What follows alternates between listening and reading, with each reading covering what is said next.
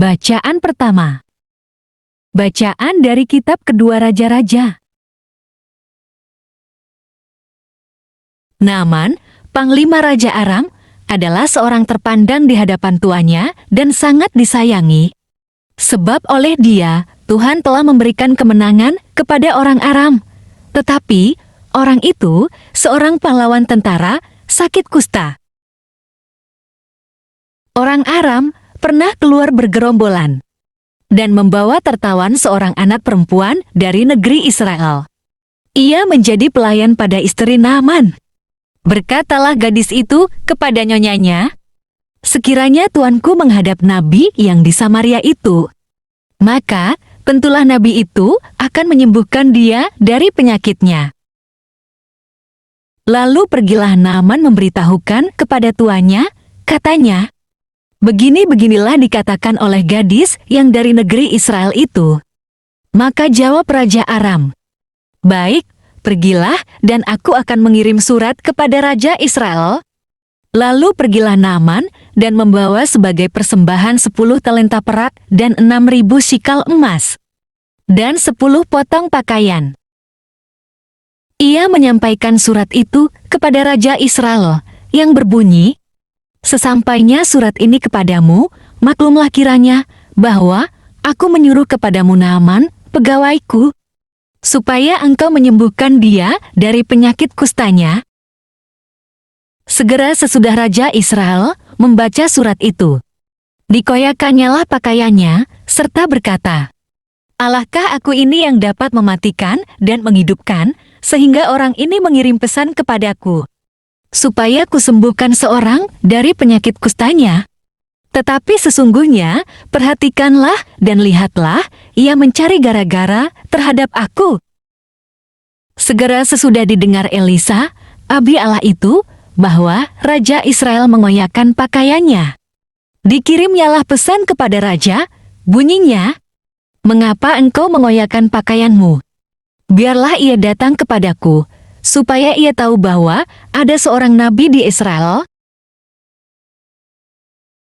Kemudian datanglah Naaman dengan kudanya dan keretanya, lalu berhenti di depan pintu rumah Elisa. Elisa menyuruh seorang suruhan kepadanya, mengatakan, "Pergilah mandi 7 kali dalam sungai Yordan, maka tubuhmu akan pulih kembali sehingga engkau menjadi tahir." Tetapi pergilah Naaman dengan gusar sambil berkata, "Aku sangka bahwa setidak-tidaknya ia datang keluar dan berdiri memanggil nama Tuhan, Allahnya.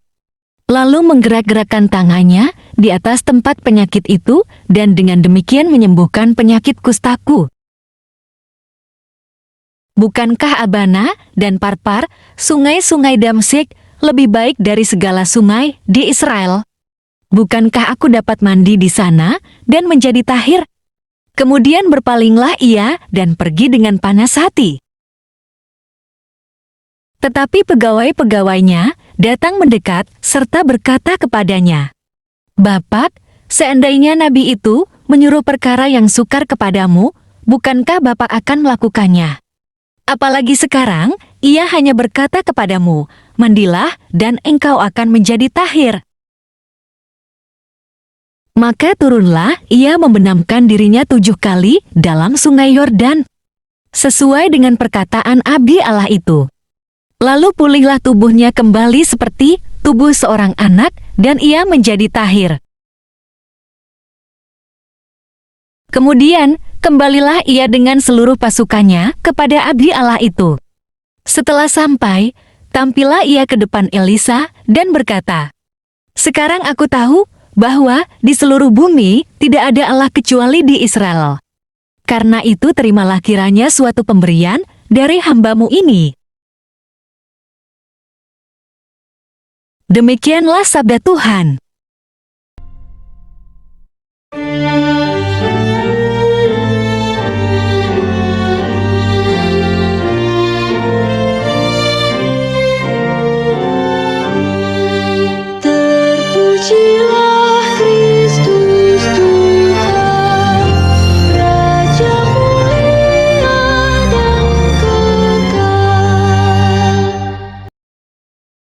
Aku menanti-nantikan Tuhan dan mengharapkan firman-Nya.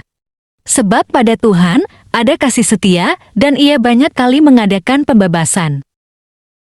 Terpujilah Kristus Tuhan, Raja mulia dan kekal. Tuhan bersamamu dan bersama rohmu. Inilah Injil suci menurut Lukas.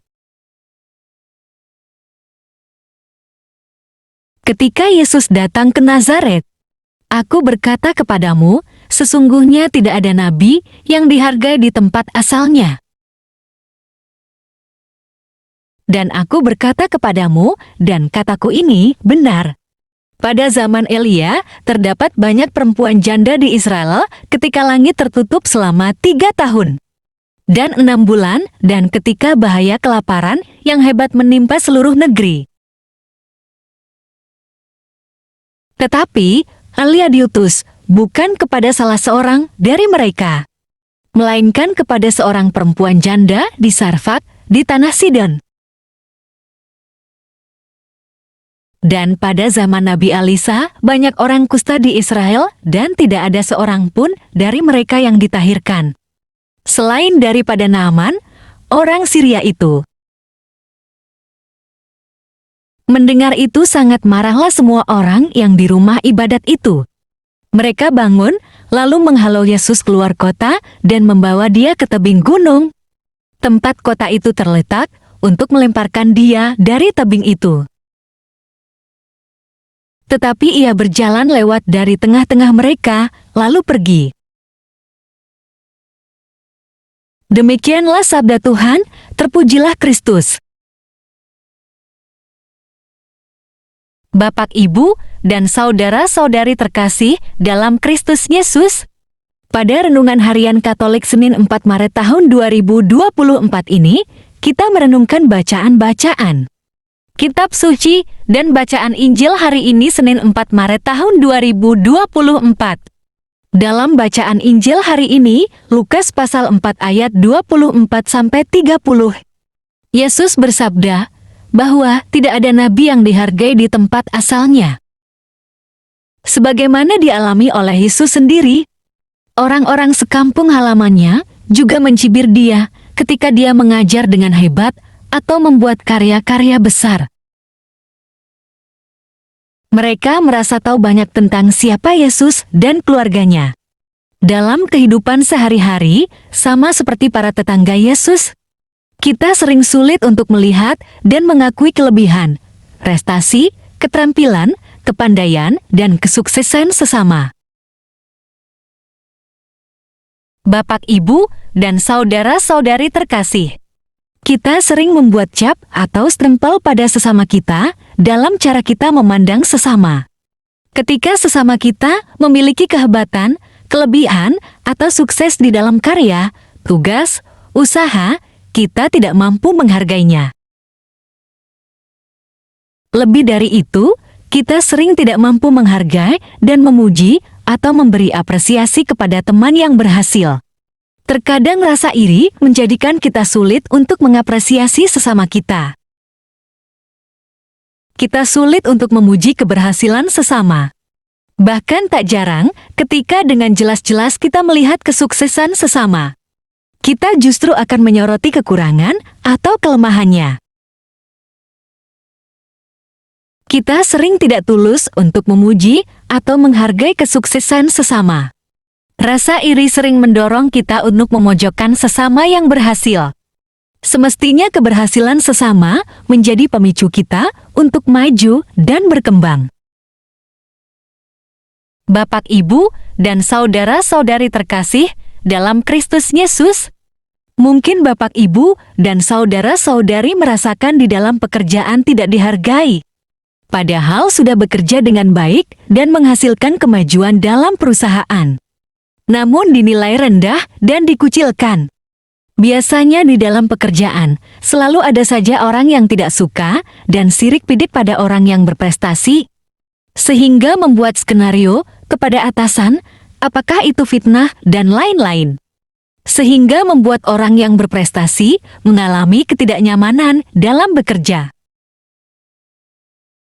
Bapak, Ibu, dan saudara-saudari yang terkasih, bila kita mengalami hal tersebut bersabarlah, ingatlah kepada Yesus bagaimana penderitaan Yesus yang dikucilkan dan diusir dari tempat ibadah karena mereka tidak suka.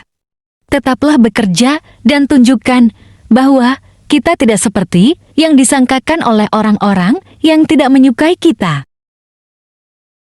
Bapak, Ibu, dan saudara-saudari terkasih, berdoalah minta kekuatan, supaya di dalam cobaan, Allah memberikan kepada kita kelegaan. Sekalipun cobaan begitu berat, Tuhan akan tetap mendampingi kita dimanapun kita berada. Karena Yesus pun mengalami penderitaan saat ada di dunia ini. Cobaan kita tidak seberapa dibanding cobaan Tuhan kita Yesus Kristus sampai mati di kayu salib untuk kita semua. Salam kasih, Tuhan Yesus memberkati. Marilah berdoa. Allah Bapa, sumber pengharapan, Engkau telah mengikat perjanjian dengan semua orang melalui Yesus Kristus yang terurapi. Semoga kami selalu berpegang teguh kepada Dia dan berkembang menjadi umat yang patuh setia. Dengan perantaraan Yesus Kristus, Putra-Mu, Tuhan kami yang bersama Dikau, dalam persekutuan Roh Kudus, hidup dan berkuasa, Allah sepanjang segala masa. Dalam nama Bapa dan Putra dan Roh Kudus. Amin. Terima kasih sudah membaca, mendengarkan, dan merenungkan firman Allah. Jangan lupa subscribe, like, dan comment. Tuhan Yesus memberkati.